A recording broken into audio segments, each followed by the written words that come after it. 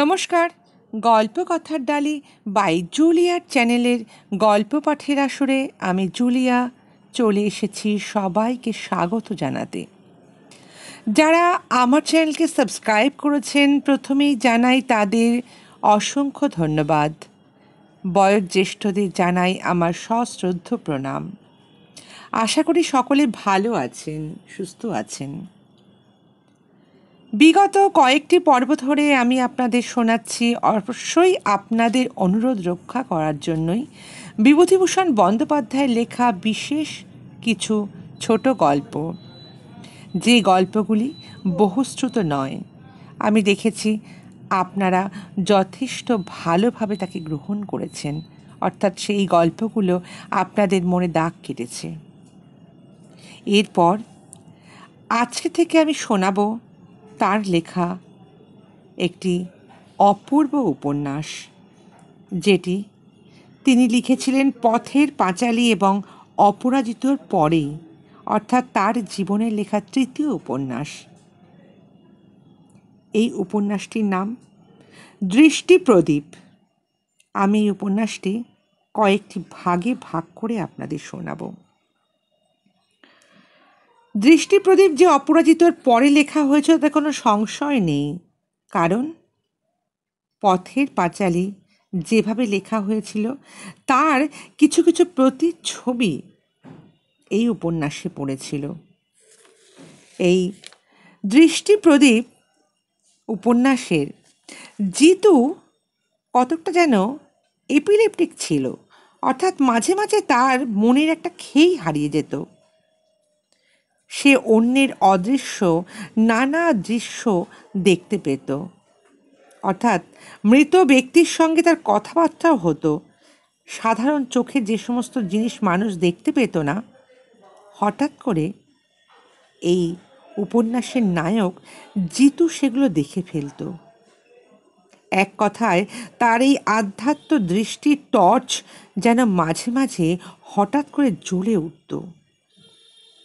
এই রকম বলেই তাই তিনি এই বইটির নাম দিয়েছেন দৃষ্টি প্রদীপ। আর এই দৃষ্টি প্রদীপ এত সুন্দর একটা উপন্যাস, যেটা আমি মনে করছি নিশ্চয়ই এখনও আমাদের আপামর বাংলা সাহিত্যের শ্রোতা বন্ধুরা অনেকেই এখনও শোনেননি। তাই আজ আমি এই সুন্দর উপন্যাসটির প্রথম পর্ব শুরু করছি। চলুন শুরু করা যাক আজকের উপন্যাস, কথাসাহিত্যিক বিভূতিভূষণ বন্দ্যোপাধ্যায়ের লেখা দৃষ্টি প্রদীপ। জ্যাঠামশাইদের রান্নাঘরে খেতে বসেছিলাম আমি আর দাদা। ছোট কাকিমা ডাল দিয়ে গেলেন, একটু পরে কি একটা চচ্চড়ি নিয়ে এলেন। শুধু তাই দিয়েই খেয়ে আমরা দুজনে ভাত প্রায় শেষ করে এনেছি। এমন সময় ছোট কাকিমা আবার এলেন।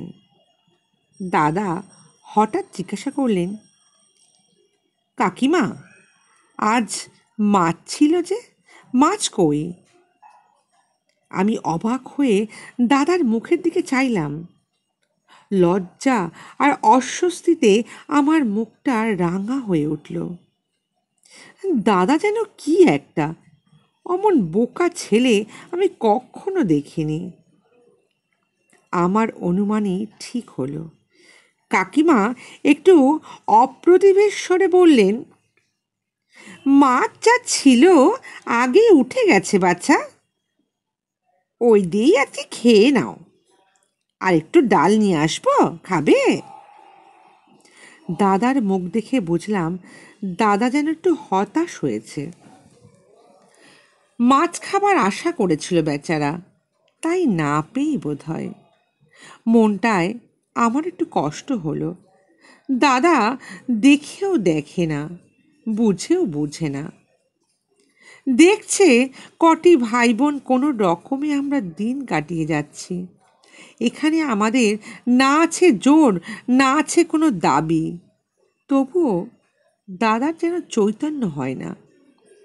সে আশা করে বসে আছে যে এই বাড়ির অন্যান্য ছেলেদের মতো সেও যত্ন পাবে। খাবার সময়ে ভাগে একটা বড় মাছ পাবে, বাটি ভরা দুধ পাবে, মিষ্টি পাবে। তাও পায় না, না পেয়ে আবার হতাশ হয়ে পড়ে। আশাভঙ্গের দৃষ্টিতে এদিক ওদিক চায়। এতে আমার ভারী কষ্ট হয়। অথচ দাদাকেও আসল অবস্থাটা খুলে বলতে পারি না, তাতেও কষ্ট হয়। দাদা বাইরে এসে বললে, আচ্ছা মাছ তো কম কেনা হয়নি, তার উপর আবার মাঠের পুকুর থেকে আজকে মাছ এসেছিল জানিস? এত মাছ সব কি হাড়ু আর ভুন্টিয়া এরাই খেয়ে ফেললো? বাবা রে, কি রাক্ষস সব এক একটা! একখানা মাছও আমি খেতে পেলাম না। দাদাকে ভগবান যে কেন এরম বোকা করে গড়েছিলেন তাই আমি ভাবি। সীতা এসব বিষয়ে অত্যন্ত বুদ্ধিমতী। এই সেদিনও তো দেখেছি সীতা রান্নাঘরে খেতে বসেছে, সামনেই জ্যাঠাইমাও খেতে বসলেন। জ্যাঠাইমাকে ভুবনের মা এক কাশি মাছের তরকারি দিয়ে গেল, বড় বড় দাগা মাছ। ৮-১০খানা তাদের ছিল, আর সীতাকে দিল তার বরাদ্দ মতো এক টুকরো। জ্যাঠাইমা মাছ যতটা পারলেন খেলেন, বাকিটা কাশিতেই রেখে দিলেন। সেই পাতে তার ভাগ্নেবউ বসবে। সীতার পাতে তো একখানা মাছের নিজের পাত থেকে তুলেও দিতে পারতেন, কিন্তু কই, তা নিয়ে সীতা তো কখনো কিচ্ছু বলল না, দুঃখও করে না, সে নালিশও করে না। আমি জানতে পারলাম এই জন্যই যে আমি সেই সময় নিতাই কাকার জন্য আগুন আনতে রান্নাঘরে গেছিলাম। সীতা কোনো কথা কিন্তু আমাকে বলেনি। এ বাড়ির কত কাণ্ডই না হয় এরকম। আজ ১ বছর পর তো সব দেখছি। ১ বছরের ওপর আমি এখানে আছি। অবশ্যই নিজের জন্য আমি কোনো গ্রাহ্য করি না। আমার দুঃখ হয় ওদের জন্য। মায়ের দুঃখ এ বাড়িতে কম নয়। কত খাটাখাটুনি করে মা। খাটাখাটুনির এত অভ্যাস কি মায়ের কোনো কালে ছিল? এই শীতকালে মাকে গোছা গোছা বাসন নিয়ে ভোরে পুকুরের জলে নামতে হয়। মাকে আর সীতাকে দুজনকেই হয় অবশ্যই। খিড়কি পুকুরের জল সকাল থেকে ঠান্ডা বরফ হয়ে থাকে। রোদ তো পড়ে না কখনো ওইখানে। চারিদিকে বড় বড় আম আর সুপুরির বাগান। এতটুকু রোদ আসে না ওই ঘাটে। সেই কনকনে হিম জলে বসে বাসন মাজা, যেমন তেমন করে মাজলে আবার এ বাড়িতে চলবে না। কোথাও একটু দাগ থাকার জো নেই। জ্যাঠাইমা দেখে নেবেন নিজে সেই সব। সে যে কি কষ্ট হয় মায়ের, মা মুখ বুঝে সব সহ্য করে যান, বলেন না কিচ্ছু। আমি তো বুঝতে পারি। ওসব কাজ কি মা কখনো করেছেন? সকলের চেয়ে কাজ বাড়ে পুজো আচ্চার দিনে। এ বাড়িতে ১২ মাসের ১২টা পূর্ণিমাতে নিয়মিতভাবে সত্যনারায়ণের সিন্নি হয়। গৃহদেবতা শালগ্রামের নিত্য পুজো তো লেগেই আছে। তাছাড়া লক্ষ্মী পুজো মাসে একটা লেগে আছে। এসব দিনে সংসারের দৈনিক বাসন ছাড়াও পুজোর বাসন বেরোয় ঝুড়িখানেক। এদের সংসারে অত্যন্ত সাত্ত্বিক গোঁড়া হিন্দুর সংসার বলে তারা মনে করে, তারা থাকে বলেও মনে করে। পুজো আচ্চার ব্যাপারে পান থেকে চুন খসবার কোনো জো নেই। সে ব্যাপারে দেখাশোনা করেন জ্যাঠাইমা স্বয়ং। ফলে ঠাকুর ঘরের কাছে যা সমস্ত কাজ সব তিনি দেখাশাল করেন। ঠাকুর ঘরে কাজ নিয়ে যারা খাটাখাটুনি করে তাদের প্রাণ একদম ওষ্ঠাগত হয়ে যায়। পুজোর বাসন যেদিন বেরোয়, মা সেদিন সীতাকে সঙ্গে নিয়ে যায় ঘাটে। সে যতটা পারে মাকে সাহায্য করে বটে, কিন্তু একে তো সে ছেলে মানুষ, তাতে ওসব কাজ তার তো করা অভ্যেস নেই একেবারেই। জ্যাঠাইমার পছন্দ মতো পুজোর বাসন মাজতে সক্ষম হওয়া মানে অগ্নি পরীক্ষায় উত্তীর্ণ হওয়া। বরং বোধহয় শেষেরটাই একটু সহজ বেশি। জ্যাঠাইমা বলবেন, কোষাকুষি মাজবার ছিঁড়িটা একবার দেখো দেখি সেজ বউ, কতদিন বলে দিয়েছি আমি, তামার পাত্তরে তেঁতুল লেবু না দিলে মেরে মেরে দেখায়। তা কেউ শোনে? শুধু বালি দিয়ে ঘষলে কি আর হয়? ঠাকুর দেবতার কাজগুলো তো একটু ভালো করে করতে হয় না, একটু ছেদ্দা করে করতে হয়। সবটাতেই যেন একটা কেরেস্টানি ব্যাপার। মা কিছু জবাব খুঁজে পান না। যদি তিনি বলতে যান, না বড়দি, নেবু তো ঘষেই ছিলাম, ঠাকুর ঘরের বাসনগুলো না থাকতে থাকতে অমন হয়ে গেছে। জ্যাঠাইমা বাধা দিয়ে বলবেন, আমার চোখে কি নেবা হয়েছে? আমার চোখে কিছু আটকায় না গো। অম্বল দিয়ে না মাজলে বাসন কোসন কি পরিষ্কার হয়? কাকে তুমি শেখাতে এসো গো? কি বলবো ভুবনের মা, হেসেলের কাজ সেরে সময় করতে পারে না বলেই আজকে তোমাকে এত কিছু বলতে হয়, নইলে বাসন কোসন তো ওই সব মাঝে। জ্যাঠাইমা নিজের কথার প্রতিবাদ সহ্য করতে পারেন না। আর কেনই বা পারবেন, তিনি যখন এবারই কর্ত্রী, এবাড়ির সর্বের সর্বা। পুত্রবধূরা, জায়েরা, ভাগনা বউরা, মাসির দল, পিসির দল সবাই যখন মেনে চলে, তাকে ভয় পায়, তবে তো কোনো কথাই নেই। আমার স্কুলের পড়াটা শেষ হয়ে গেলে আমি বাঁচি, এদের হাত থেকে উদ্ধার পেয়ে আমি অন্য কোথাও ঠিক চলে যাব। ভুবনের মা সকালে আমাকে ডেকে বলল, জিতু, তুমি যখন স্কুলে যাও, ভুবনকেও তো একটু ডেকে নিয়ে যেতে পারো। ওর লেখাপড়া তো কিছুই হলো না, কিন্তু আমি চাই একটু পড়াশোনা করুক। আমি মাসে মাসে 8 আনা মাইনে দেব। জিজ্ঞেস করে এসো তো বাছা, স্কুলে তাকে নেবে কি না। আমি বললাম, দেবেন কাকিমা, ওতেই হয়ে যাবে, ওর তো নিচু ক্লাসের পড়া। ভুবনের মা আঁচল থেকে একটা আদুলি বার করে আমার হাতে দিতে গেল। বললে, তাহলে তুমি নিয়ে যেও, আর আজ ভাত খাওয়ার সময় ভুবনকে একটু ডেকে বসিও। ও আমার কথা না কিচ্ছু শোনে না। তুমি একবার স্কুলে ভুলিয়ে ভালিয়ে নিয়ে গিয়ে ভর্তি তো করিয়ে দাও, তারপর থেকে দেখবে কি করি আমি। মাথার ওপর তো কেউ নেই, বেজায় বেয়ারা হয়ে উঠেছে আমার ছেলেটা দিন দিন। তারপর আমার হাত দুখানা খপ করে ধরে ফেলে মিনতির সুরে বললেন, এই এই উপকারটুকু তোমাকে একটু করতে হবে বাচ্চা জিতু। আমার তো কেউ নেই, আমাকে আমাকে কে দেখবে বলো? কাউকে তো বলতে পারিনি। বউ মানুষ, কপালেই না হয় পুড়েছে আমার, কিন্তু কি বলে কি বলে যে বলবো তোমাকে, বিচার করব?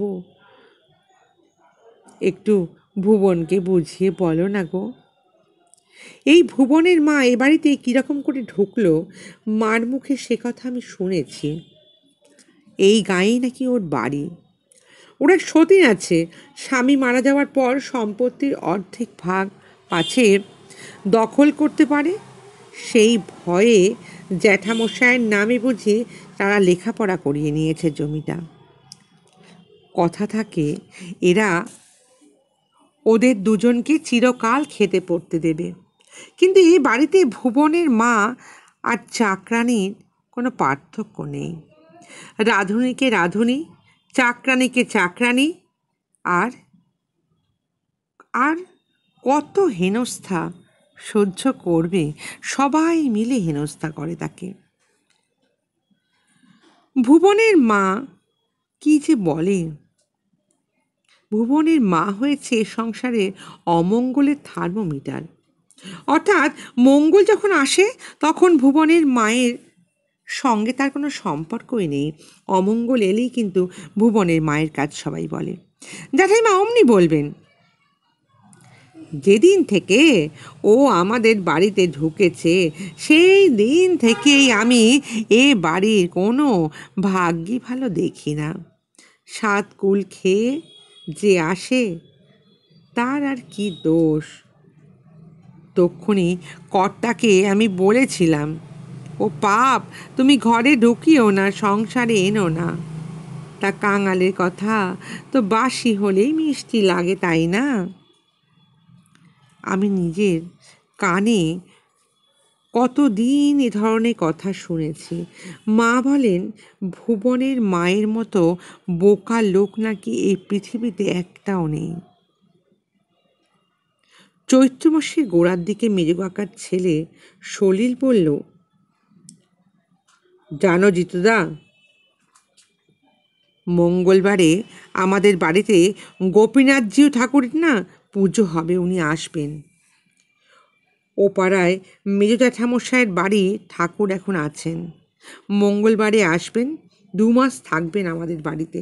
তারপর আমাদের আবার হরিপুরে বৃন্দাবনে মুখুজ্জে বাড়ি থেকে তারা নাকি নিতে আসবে। বছরে এই 2 মাস আমাদের পালা। দাদাও সেখানে ছিল, বলল, যেদিন সেই দিন খুব খাওয়ানো দাওয়ানো হবে, সেই দিন পুজো হবে। সলিল বলল, যেদিন আসবেন সেই দিন তো গাঁয়ের সব ব্রাহ্মণদের নেমন্তন্ন থাকবে। তাছাড়াও রোজ বিকেলে শীতল হবে, রাত্রিরে ভোগ হবে, সে ভারী খাওয়া দাওয়া। দাদা আর আমি দুজনেই খুব খুশি হয়ে উঠি। মঙ্গলবার সকাল থেকে বাড়িতে বিরাট হইচই পড়ে গেল। ঠাকুর ঘর ধোয়া মোছা শুরু হলো। বাসন কোসন সব কাল বিকেলেই মাজা ঘষা হয়ে গেছে। রান্নাঘরে ঢুকেছে। পাড়ার অনেক ঝি বৌরি অবশ্য যথেষ্টভাবে কাজে সাহায্য করছে। একটা দল তো কাল রাত থেকে শুধু তরকারিই কুটে যাচ্ছে। কাকিমারা কাল বিকেল থেকে ক্ষীরের সন্দেশ আর নাড়ু গড়তেই ব্যস্ত।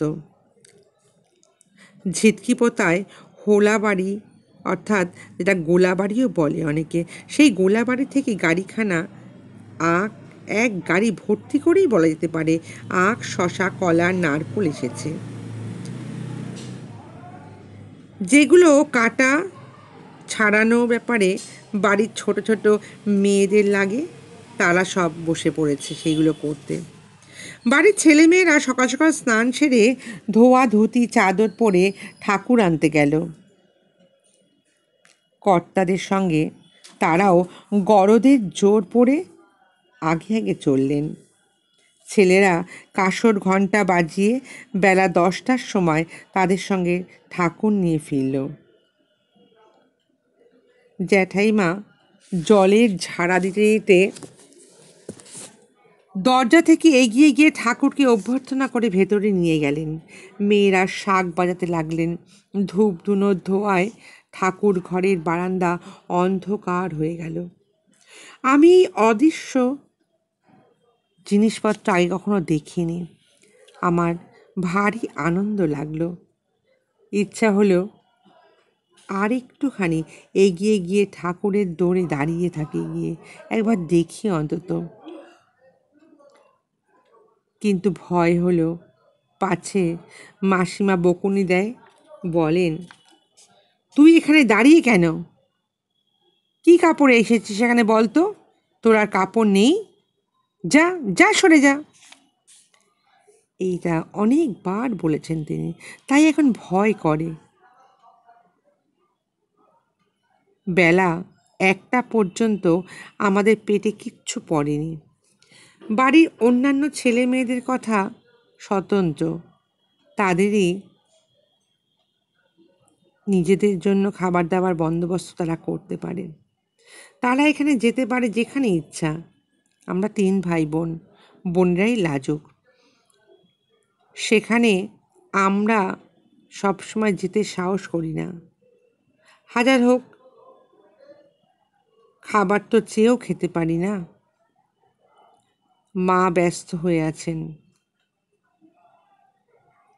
কিন্তু ঝিয়ের কাজ তো পড়ে থাকে না, বা মাকে যেগুলো করতে হয় মা তো ঝিয়ের কাজটা করেন না, কিন্তু ঝিয়ের কাজের থেকেও অনেক কষ্টর কাজ মা যেগুলো করে। বাড়ির অন্যান্য মেয়েরাও কোনো দিনই আমাদের খাওয়া দাওয়ার খোঁজ করে না। আজ তো সকলেই মহা ব্যস্ত। বেলা যখন 1:30 আন্দাজ, রান্নাঘরের দিকে একটা গোলমাল ও জ্যাঠাইমার গলা পাওয়া যাচ্ছিল, চিৎকার করছিলেন। গেলাম ছুটে দেখতে, গিয়ে দেখি রান্নাঘরের কোণে ছেঁচতলার কাছে সাদা একটা লাউ পাতা হাতে কে দাঁড়িয়ে আছে। গিয়ে দেখি রান্নাঘরের কোণে ছেঁচতলায় দাদা একটা লাউ পাতা হাতে দাঁড়িয়ে আছে। জ্যাঠাইমা খুব বকছেন, বলছেন, ওই ওই ঝাড়ো তো, আর কত ভালো হবে তোমাদের বলো তো। এখনো এখনো বামন ভোজন করানো যাবে। এখানে তো এখনো বামন ভোজন টোন কিচ্ছু হলো না, দেবতার ভোগ রইল পড়ে। উনি এসেছেন ভোগের আগে পেশাদ নিতে। দেবতা নয়, বামন নয়, ওর শুয়োরের পেট খিদে পেলেই শুধু ছোকছোক করে। আমার সজ্ঞে আবার ঘন্টা বাজাবে মনে হচ্ছে ও। বুড়ো দামড়া কোথাকার, ওসব কেরেস্টানির চাল এই বাড়িতে অন্তত চলবে না। যত সব। আমাদের বাড়ি চলে যাবার কোনো জো ছিল না, সেখানে কোনো অনাচারেরও কোনো নিয়ম ছিল না। যখন আমি দেখেছি ছোটবেলায়, তখনকার কথা আমার এখনো মনে আছে। মা কোথায় ছিলেন আমি জানি না, পাছে তিনি শুনতে পান, এই ভয়ে দাদাকে আমি সঙ্গে করে নিয়ে বাইরে বেরিয়ে গেলাম। দাদা লাউ পাতাটা হাতে নিয়েই বাইরে চলে এলো। আমি বললাম, ওখানে কি করছিস? দাদা বলল, কি আবার করব, ভুবনের মা কাকিমা দুখানা তিলপিটুলি ভাজা করছিল, আমি চেয়েছিলাম, বড্ড খিদে পেয়েছিল তাই। জ্যাঠাইমা শুনতে পেয়ে কি বকুনিটাই না দিল, বলেই লজ্জা আর অপমান ঢাকবার চেষ্টা করলো। কেমন এক ধরনের যেন হাসিও হাসলো। হয়তো বাড়িতে কোনো ছেলেই এখনো যায়নি, কিন্তু আমরা আমরা জানি দাদা খিদে মোটে সহ্য করতে পারে না। চা বাগানে থাকতেও তার খিদে সহ্য করার আমি অনেক উদাহরণ দেখেছি না পারার। পিঁড়ি পেতে রান্নাঘরে খেতে বসে যেত। বয়স যখন বড় হতো, একটু বেড়ে যেত, তখন তাকে আমরা বলতাম, ঠিকমতো খাও কিন্তু। আমাদের সকলের মধ্যে সে যেন ছেলে মানুষ ছিল। আজকের সমস্ত অনুষ্ঠানের উপর আমার একটা বিতৃষ্ণা হলো। এদের দয়া মায়া কিচ্ছু নেই। এই যে ঠাকুর পুজোর ধুমধাম, এর যেন কোথায় গলদ আছে। কোথায় তা বোঝা আমার বুদ্ধিতে একটু দুষ্কর আছে, কিন্তু গোটা ব্যাপারটাই যেন কেমন একটা মনের সঙ্গে খাপ খেলো না আদেও। আর আর কিছুদিন পরে একটু বয়স হলে আমি দেখেছিলাম, বুঝতে পেরেছিলাম ওদের ভক্তির উৎস যে তার মূলে ওদের বিষয় বুদ্ধি ও সাংসারিক উন্নতি। ভগবান ওদের উন্নতি করছেন, ফসল বাড়াচ্ছেন, মানব জাতির উপকার করছেন। এরাও ভগবানকে তোয়াজ করেন। সংস্কৃতি খুব বড় ব্যাপার না, দুটো ব্রাহ্মণ খাওয়ানো হয় সেই দিনে। যদি গরিব ছাত্রকে জ্যাঠাইমা বছরে একটা 10 টাকা দিয়ে থাকেন কোনো বই কেনার জন্য, শ্রাবণ মাসে তাদের আবার থেকে বছরের ধান, জল ভরা কই মাছ, বাজরা ভরা হাঁসের ডিম, তিল, আখের গুড়, আরও অনেক জিনিস নৌকো বোঝাই করে এখানে আসতো। ভক্তিতে আপ্লুত হয়ে তারা প্রতিবার এই সময় পাঁঠা বলি দিয়ে মনসা পুজো করত। এই গ্রামেই ব্রাহ্মণ খাওয়ানো হতো। এদের সত্যনারায়ণ পুজো করে স্বচ্ছলতা বৃদ্ধি করার জন্য কালী পুজোর ধ্যান দান সব করা হতো। গৃহদেবতার পুজো হতো, গোপীনাথজির পুজো হতো। সবারই মূলে হচ্ছে একই কথা, হে ঠাকুর, ধনে পুত্রে যেন লক্ষ্মী লাভ হয়, অর্থাৎ তাহলে তোমাকেও আমরা খুশি রাখবো। বাবার মুখে শুনেছি এ সমস্ত বাড়িঘর আমার ঠাকুরদাদা গোবিন্দলাল মুখুজ্জের তৈরি। ঠাকুরদাদা যখন মারা যান, বাবার তখন বয়স বেশি নয়। তিনি মামার বাড়িতে মানুষ হন এবং তারপরে চাকরি নিয়ে বিদেশে চলে যান। জ্যাঠামশাইয়ের বাবা নন্দলাল মুখুজ্জে নাইবির কাজে বিস্তর পয়সা রোজগার করেছিলেন এবং আবাদ অঞ্চলে 100 বিঘে ধানের জমি কিনে রেখে যান। আবাদ অঞ্চল মানে আমি এতদিনে জানতাম না। এই সেদিন জ্যাঠামশাইয়ের আড়তের মজুরি একজন মুহুরি ছিলেন, তার নাম যদু বিশ্বাস। তার কাছে আমি জিজ্ঞাসা করে ব্যাপারটা জানতে পেরেছি। জ্যাঠামশাইয়ের পাটের ব্যবসা করে খুব উন্নতি করেছিলেন। এদের বর্তমান উন্নতির মূলেই ওই পাটের ব্যবসা আর ধানের কারবার। জ্যাঠামশাইরা 3 ভাই, সবাই এই আড়তের কাজেই লেগে আছেন, দেখতে পাই তাই আমি। এরা বাবার খুড়তুতো ভাই। বাবাই ঠাকুরদাদার একমাত্র ছেলে ছিলেন। বাবা কোনো কালেই এই গাঁয়ে বাস করেননি। জমি জমা যা ছিল তাও এখন আর নেই। বাবা বেঁচে থাকতে জ্যাঠামশাইকে বলতে শুনেছিলাম যে সব নাকি একদম নিলামে বিক্রি হয়ে গেছে। সেসব কি ব্যাপার অতটা আমি বুঝি না, বুঝতামও না। এইটুকু আজকাল অবশ্য বুঝতে পেরেছি যে এখানে আমাদের দাবি কিচ্ছু নেই। জ্যাঠামশাইয়ের দয়ায় তাদের সংসারে মাথা গুঁজে আছি আমরা কজন মাত্র। জ্যাঠামশাইকে আমার নতুন নতুন ভারী ভালো লাগতো, কিন্তু এতদিন আমরা এ বাড়িতে এসেছি, একদিনের জন্য আমাদের সঙ্গে তিনি ভালো ব্যবহার কিন্তু করেননি। আমাকে আর দাদাকে তো নখে ফেলে সবসময় কাটেন এরম অবস্থা। অনবরত জ্যাঠাইমার কাছ থেকে গালমন্দ অপমান খেয়ে খেয়ে আমারও মনটা বিরূপ হয়ে উঠেছে। আজকাল আমি তো জ্যাঠামশাইকে একটু এড়িয়েই চলি। সীতাও তাই। দাদাও গালমন্দ কিছু তেমন বোঝে না অবশ্য।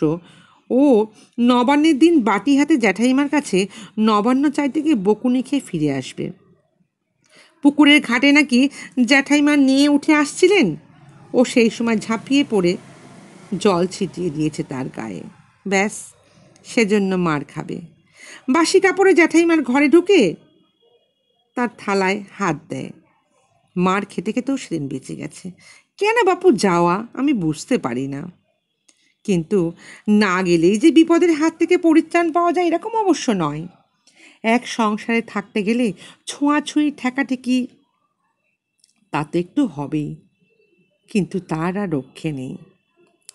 জ্যাঠাইমার রোয়াকে বসে আমি আর ভুবন একদিন খেলছি। এমন সময় জ্যাঠাইমা ওপরের দালান থেকে ঝিন্টু, বাদল, উষা, কাতু ওদের ডাক দিলেন। একটু কেশে নিয়ে বললেন, ও ঝিন্টু, কাতু, একবার ওপরে আয় তো। কিন্তু ডাকলেন কেন আমি তা জানি না। খাবার খাওয়ার জন্য? আমি আর ভুবন যে সেখানে বসে আছি তা দেখতেই পেলেন না। আমি ভুবনকে বসতে বলে মায়ের কাছ থেকে বড় এক বাটি মুড়ি নিয়ে এসে দুজনে মিলে খেতে লাগলাম। কাতু ফিরে এসে যখন দাঁড়ালো, আমি বললাম, ভাই, এক ঘটি জল নিয়ে আয় না, খাবো। খাবার খাওয়া সেরে আমরা আবার খেলা করছি। এমন সময় জ্যাঠাইমা সেখানে এলেন কাপড় তুলতে। রোয়াকের ধারে আমাদের মুড়ির বাটিটার দিকে চেয়ে বললেন, এই বাটিতে হাত ধুয়েছে কে শুনি? এ ঠিক জিতুর কাজ, নইলে এমন মেলেচ্ছ এ বাড়িতে তো আর কেউ নেই। আমি কি করে ফেলেছি জানি না। ভয় ভয় বললাম, কেন, কি হয়েছে জ্যাঠাইমা? জ্যাঠাইমা মান মুখিয়ে বললেন, কি হয়েছে দেখতে পাচ্ছ না? দুপুরবেলা কাপড়খানা কেচে আনলায় সবে রেখে গিয়েছি। কাঁচা কাপড়খানায় জল ছিটিয়ে এঁটো করে দিলি তো? মেজো কাকিমার এক পিসি না মাসি কে যেন এ বাড়িতে থাকে। বুড়ি ভারী ঝগড়াটে আর জ্যাঠাইমাকে খুব খোসামত করে। বয়সেই 50-60 হবে। কালো, এক হাড়া দড়িপানা গড়ন। সীতা আর আমি আড়ালে বলি তারকারা খুশি। নানা ছুতোনাতায় মাকে অনেকবার বকুনি খাইয়েছে জ্যাঠাইমা কাকিমাদের দিকে। ওকে দু চোখে আমরা দেখতে পারি না। জ্যাঠাইমার গলার স্বর শুনে রান্নাঘরে উঠোন থেকে বুড়ি ছুটতে এলো। কি হয়েছে বৌমা, কি হয়েছে বলো তো একটু? জ্যাঠাইমা বললেন, সন্ধেবেলা আহ্নিক করবো জানেন, কাপড়খানা কেচে আনলা থেকে রেখে সবে এসেছে মাসি। আর বুড়ো ধাড়ি ছোড়াগুলো করেছে কি, এখানে মুড়ি খেয়ে সেই বাটিটাতেই জল দিয়ে হাত ধুয়েছে। আর এই রোয়াকের ধারেই তো আমার কাপড়টা ছিল। তুমি কি বলতে চাও ওই কাপড়ে আমার জলের ছিটে লাগেনি কো? বুড়ি অবাক হয়ে কেমন তাকালো, ভান করলো বলা চলে। তারপরে বলল, ও মা, সে কি কথা গো, লাগেনি আবার 100 বার লেগেছে, 100 বার লেগেছে। আমি ভাবলাম, বারে, এতে আর হয়েছে কি, জল যদি একটু লেগেই থাকে, 2-4 ফোঁটা লেগেছে, তার বেশি তো কিছু নয়। জ্যাঠাইমাকে বললাম, জল তো ওদের লাগেনি জ্যাঠাইমা, আর যদি একটু লেগে থাকেও, এখনো তো রোদ রয়েছে, এক্ষুনি শুকিয়ে যাবে ক্ষণ। বুড়ি বলল, শোনো কথা, ও ছোনার জ্ঞান কাণ্ড একেবারে নেই, একেবারেই মেলাচ্ছ আর কি। ওর মাও যা তাই। হিন্দুরা তো যা করে ও কিচ্ছু শেখেনি। হিন্দু আনি কি জানে, কোনোদিন দেখেছে নাকি ওরা? তোমরা শোনো মাসি, তোমরা শোনো, কি সচ্ছে, আমি তো শুনে শুনে হত হয়ে গেছি। ঘরে ঠাকুর রয়েছেন, আর এই সব অনাচার কি বরদাস্ত হয় তুমি বলো মাসি? আমার কোনো ছেলে মেয়ে ওরকম করবে? অত বড় বড় ধাড়ি ছেলে হলো, মুড়ির বাটিতে জল ঢাললে সেটা যে শোকরি হয় সে জানে না? শুনবে কোথা থেকে বলো না, সেটা মেলোচ্ছ। কিরিস্টানের মধ্যে এত কাল কাটিয়ে এসেছে, ভালো শিক্ষা কি দিয়েছে বাপ মা? হিঁদুর বাড়িতে কি করে থাকতে হয় সে কি জানে? বুড়ি বললে, ওর মা জানে না তো ওর আর কি দোষ বলো তো? সেদিন ওর মা করেছে কি পুকুর ঘাটে, তো ওই নৈবেদ্যের বারকোষখানা ধুতে নিয়ে গেছিল। যেদিন ঠাকুর এলেন, বুড়ি দুহাতটা জোর করে নমস্কার করলে। তারপরের দিন আর কি, আমি তো দাঁড়িয়ে আছি ঘাটে, কাপড় কেচে যখন উঠব, দেখলাম ধোয়া বারকোশখানা আর একবার জলে ডুবলো। আমি দেখলাম ভালো করে পরে আর ধুলো না, ডুবলো না, না ডুবিয়েই অমনি উঠিয়ে নিয়ে যাচ্ছে। আমি দেখে বলি, কি কাণ্ড বউ, ভাগ্যিস আমি দেখে ফেললুম, নইলে তো নৈবেদ্যের বারকোশখানে একবার চুবিয়ে তুলে নিচ্ছিলে জল থেকে। মায়ের দোষ দেওয়াই তার একমাত্র কাজ, আর আমাকে শায়েস্তা করাও তার কাজ। এই দেখলেই আমার রাগ হয়ে যায়। তাছাড়া আমার মন বলে যে এতে কোনো দোষ হয়নি।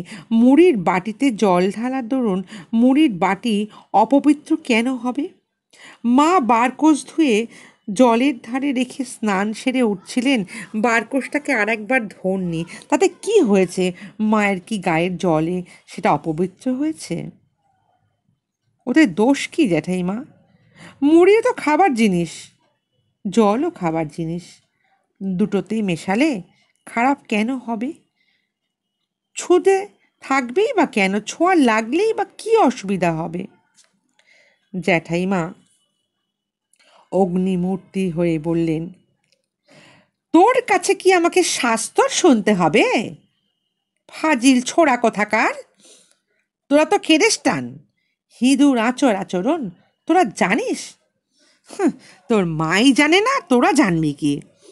ওইটুকু ছেলে গলা টিপলে তোদের দুধ বেরোয়, উনি আবার কিনা আমাকে শাস্তর বোঝাতে আসেন? শিখবি কোত্থেকে? তোর মা তো কিছু শিখিয়েছে বলে আমার মনে হয় না। পয়সা রোজগার করেছে আর দু হাতে উড়িয়েছে তোর বাবা, মদ খেয়ে কেরেস্টানি করেছে। বুড়ি বললে, মূলও তো ওই রকমই বলো, যেমন যেমন কর্মফল তেমন তেমন মৃত্যু। দশে ধর্মে দেখলো সবাই, যে কর্মের যে শাস্তি, ঘর থেকে মরা বেরোয় না। ও পাড়ায় হরিদাস না এসে পড়লে ঘরের মধ্যেই পৌঁছে থাকতোই মরা। বাবার মৃত্যু সম্পর্কে এ কথা বলাতে আমার খুব রাগ হলো। তার মরণের পরে এখন তার কথা ভেবে আমার কষ্ট হয়, যদিও সে কথা আমি কাউকে বলি না। বললাম, ভালো মরণ আর মন্দ মরণ নিয়ে বাহাদুরি কি দিদিমা? এই তো এই তো মাঘ মাস, ওই তেঁতুল তলায় যাদের বাড়ি, ওই বাড়ির সেই বুড়ো গাঙ্গুলি মশাই মারা গেলেন। তিনি তো খুব ভালো মানুষ ছিলেন, সবাই তো তাই বলে। পুকুরের ঘাটে একবেলা দাঁড়িয়ে দাঁড়িয়ে আহ্নিক করতেন। তবে তিনি পেনশন আনতে গিয়ে কীরকম করে সেখানে মারা গেলেন কেন? সেখানে কে তার মুখে জল দিতে পেরেছিল, আর কে মরা ছুঁয়েছিল? কোথায় ছিল তার ছেলে মেয়েরা? ওরকম তালে হলো কেন? আমার বোকামি, আমি ভেবেছিলাম ঠিক মতো যুক্তি দেখিয়ে বোধহয় বোঝালে এরা বুঝবে, কিন্তু না। সত্যি আমি আর কি বলবো, আমিও ভেবেছিলাম ভালো যুক্তি দেখালে বোধহয় বুড়িকে তর্কে হারানো যাবে, কিন্তু তার ধরনের, যে ধরনের ঝগড়ায় সে মজবুত, পাড়াগাঁয়ের মেয়ে যে এত সহজে হার মেনে নেবে না, এ ধারণা আমার মাথায় ছিল না। সে যুক্তির পথেই গেল না। মরুক মরুক বুড়ো গাঙ্গুলি, তবুও তো খবর পেয়ে তার ছেলে মেয়েরা গেছিল। তার ডাকে এত লোক এসে গঙ্গা দিয়েছিল। তোর বাবার মতো দো গাছের মাঠে ডোবার জলে আধপোড়া করে ফেলে রেখে আসতে হয়নি। আমি সব জানি, আমি সব জানি। আমায় ঘাটাস নে, বুঝলি? অনেক আদ্যি নারীর কথা আমি জানি, সব বেরিয়ে পড়বে। কাঠ জোটেনি, খেজুরের ডাল দিয়ে পুড়িয়েছিল, জানিস? হ্যাঁ, আমি সব শুনেছি। দোগাছের মাঠে সুন্দর, কি সুন্দর করে? না, বলতে চাইছিলাম দোগাছের মাঠে সন্ধ্যের পরে লোক যায় না, সবাই বলে নাকি ওখানে ভূত আছে। কথা সবই সত্যি, শেষটুকু ছাড়া। ওইটুকুর ওপরেই আমি জোর দিয়ে বললাম, মিথ্যে কথা। বাবা কখনো তার মুক্তির অর্থাৎ তার যুক্তির যে তর্ক যুক্তি দিতেন, সেই যুক্তির অকাট্যতা প্রমাণ করবার জন্য এমন একটা কথা বলে ফেললাম আমি, যা কখনো কারুর কাছে বলিনি। বা খুব রেগে মরিয়া না হয়ে উঠলে আমি বলতাম না এদের কাছে। বললাম, জানেন, আমি ভূত দেখতে পাই, অনেক দেখেছি। বাবাকে তাহলে নিশ্চয়ই আমি দেখতে পেতাম। জানেন কি সেটা? চা বাগানে থাকতে আমি কত... এই পর্যায়ে বলেই আমি চুপ করে গেলাম। দিদিমা খিলখিল করে হেসে হি হি করে হাসছে। হেসে বলল, ছোড়া পাগল হয়ে গেছে, দেখ। শুনছ শুনছ বৌমা, কী সব বলছে আলবোল তাবোল। জ্যাঠাইমা বললেন, যা এখান থেকে যা, মুড়ির বাটি তুলে নিয়ে ধুয়ে পুকুর থেকে নিয়ে আয়, আর গাড়ি করে একটু জল নিয়ে সেই জায়গাটা ধুয়ে দিবি, বুঝলি? আমার কাপড়খানা কেচে নিয়ে যাস। তোর সঙ্গে বকতে বকতে সন্ধে গড়িয়ে গেল। তবে বলে দিচ্ছি, হিঁদুর ঘরে হিঁদুর মতো ব্যবহার করতে হবে, থাকবি, বুঝলি? তবে জায়গা হবে, নালে হবে না। স্পষ্ট কথা, কিন্তু কষ্ট নেই। কই আমাদের ভন্টু হাবু কই? দেখ তো, কখনো এরা সতীশ এরকম করে? যা বলি ওরা তক্ষুনি সেটা করে দেয়। দিদিমা বললেন, ও মা, বুলু হাবু সতীশের কথা বলো না। ওরা আমার বেঁচে থাক বাবা, বেঁচে থাক, সোনার চাঁদ ছেলে মেয়েরা। তারা হিঁদুয়ানি যা জানে ওর মাও তা জানে না। সেদিন সতীশকে আমি বলেছিলাম, সতু দাদা ভাই, তেলের ভাঁড়টা বাইরের উঠোনে নিমু কলুকে একবার দিয়ে এসো তো। তো সে বলেছিল, আমার বিছানার কাপড়, আমি তো এখন ভাঁড় ছোবো না। আমি মনে মনে ভাবলাম, দেখো দেখো শিক্ষের গুণ দেখো, কেমন ঘরে মানুষ তারা। আহা, বেঁচে থাক, সব বেঁচে থাক। মনে মনে সতীশের প্রশংসা চেষ্টা করতে লাগলাম। সতীশ যে স্বীকার করেছে তার কাপড় বাসি, এটা অবশ্যই প্রশংসার যোগ্য। কিন্তু বাসি কাপড়ে কিছু ছোঁয়া যে খারাপ কাজ, এটা আমি বিশ্বাস করি না। এই বিশ্বাসটা যার নেই, তাকেই বা দোষ দেওয়া যায় কী করে? আমি এটা বুঝতে পারি না। যেমন এখনই আমার মনে একটা প্রশ্ন এসেছে যে, নিমুকুলু কি কাঁচা ধোয়া শুদ্ধ গরদের জোর পড়ে এসে তেল বেচতে আসে?